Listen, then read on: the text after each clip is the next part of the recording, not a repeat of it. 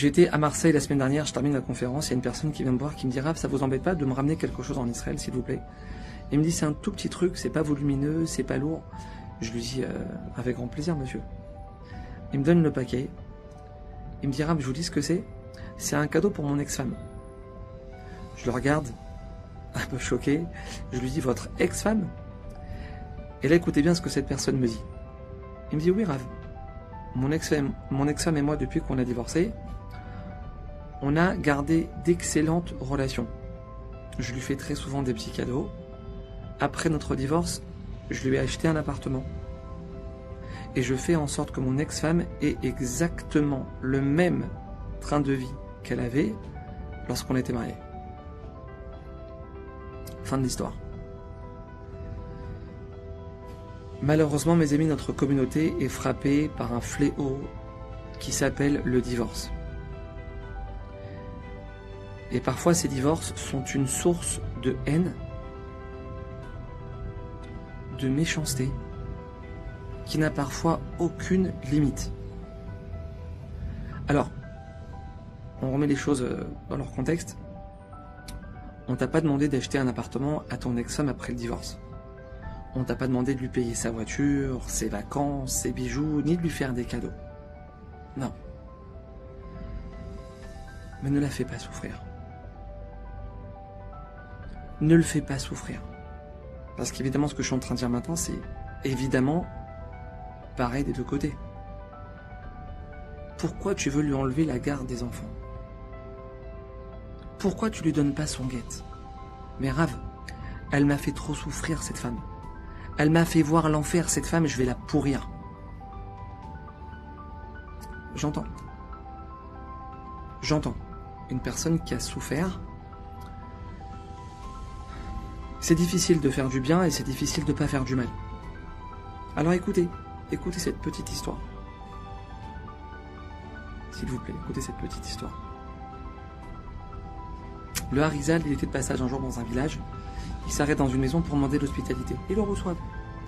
Le lendemain matin, avant de reprendre la route, la personne qui a reçu le Harizal lui dira « Je suis marié avec ma femme depuis bientôt 10 ans.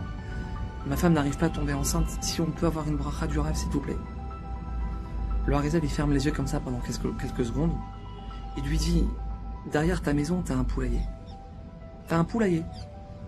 La petite échelle sur laquelle les poules, elles doivent monter pour aller boire, elle est tombée. Tes poules, elles ont soif. Elles souffrent. Leur souffrance est montée au ciel. Cette souffrance-là bloque ta femme de tomber enceinte. Va remettre l'échelle. Dans 9 mois, il y a un bébé chez toi. 9 mois après, ils ont eu une naissance. » Mes amis, faire souffrir une poule sans faire exprès. Je répète, faire souffrir une poule, et sans faire exprès, bloque le mazal d'une personne. Bloque le mazal d'une personne. Donc, qu'est-ce qui se passe quand je fais souffrir une personne, l'enfant d'Hachem, et que je fais exprès de la faire souffrir? Mais Baba, t'es conscient de ce que tu fais en fait là ou pas? Mais tu prends une Kalachnikov et tu tires dessus en fait. Mets ta haine de côté. Pardonne et avance. Pardonne et avance. Mes amis, il faut comprendre. Il n'y a pas d'autre alternative que ça en fait. Tu vas voir la bracha qui va rentrer chez toi. Juste petite parenthèse que j'ouvre. Cette personne-là qui m'a raconté cette histoire, je suis en contact avec elle par WhatsApp depuis que je suis rentré de Marseille. Je ne vais pas donner trop de détails. Cette personne-là est une personne qui a, dans le sud de la France, le plus réussi dans son activité. C'est ce que cette personne m'a dit là. Une bracha, Baruch Hashem, que le maître du monde, il lui rajoute 1 milliard de fois plus. Une bracha phénoménale. Mes amis, Hashem ne peut pas bénir une personne dans ce qu'elle fait si cette personne fait souffrir l'autre. C'est-à-dire que ça, en réalité, ça doit être une logique exactement pareille que 1 et 1 font 2. Hachem ne peut pas te faire réussir, ne peut pas te bénir dans ce que tu fais, si en parallèle tu fais souffrir une personne. Mes amis, c'est pas parce qu'on n'a pas réussi son mariage qu'on peut pas réussir son divorce. Ouais. Alors évidemment, il y a beaucoup à parler sur ce sujet, c'est pas le format. Alors je vais juste nous souhaiter que Hachem nous aide à faire régner la paix entre nous, surtout dans cette période dans laquelle on est rentré. Combien il faut travailler sur ça. Qu'il nous donne la force de nous pardonner.